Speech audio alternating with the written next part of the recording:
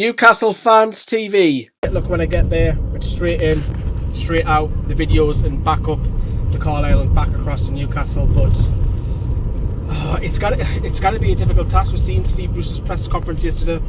Callum Wilson's out, with goal scorer, so it's got to be. Look, I think we'll get thumped, and I said it to Sophie, who was on the preview the other day. I think we're going to do 6-0. I really think we're going to get thumped. You're probably asking yourself, well, what's the point in driving to Manchester Lane if you're seeing your team, if you've got any hope, and that's what kills you, isn't it? The hope that kills you. I'm hoping that Newcastle do pull off a miracle and come away from Old Trafford with a point at least, but I can't see it.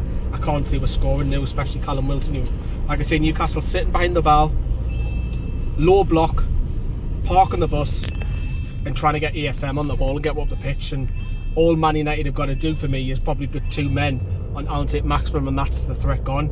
So who do you replace with Callum Wilson, the biggest goal threat? I think Bruce will go Joe Linton. History tells you that he favours Joe Linton over Dwight Gale. Personally, I wouldn't. I'd rather have Dwight Gale, because if the chance comes in the 6-yard box, I'd rather have Dwight Gale in there than Joe Linton. But look, we're all nuts about Ronaldo. It's all about him. It's all going to be match of the day and everything. And obviously, very, very surprised this game wasn't switched to live TV, considering it's one of the biggest, if not the biggest superstar in world football making his second debut, whether he comes off the bench, which I still think they will. Look, but they've got loads of talent, man. How are we going to cope with that? How are we going to cope? And there's no Ryan Fraser going forward for the tune. The only positive for Steve Bruce is that Miguel Miron's allowed to play by FIFA, because if you look at the Brazilian lads, they haven't been allowed to play this weekend. So that's probably a relief to Bruce, because Almiron will graft his arse off. But I'm going to see Man United dominate all of the ball.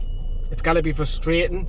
I'm going to be loud. I'm going to be singing. You'll see it in the vlog, so do keep an eye out on that. That'll be coming out later on tonight. When we're going doing 4-0, 5-0, 6-0, I think the Toon fans will be loud spirits. I think that's the only probably positive to come out of it, that the Toon fans. Newcastle United didn't deserve the fans, in my opinion. Travelling home and away, up and down the country, every game, full as well. But look, I kind of say I think they could end up cricket score. You just got to get this out of the way, I guess, a little bit, hope.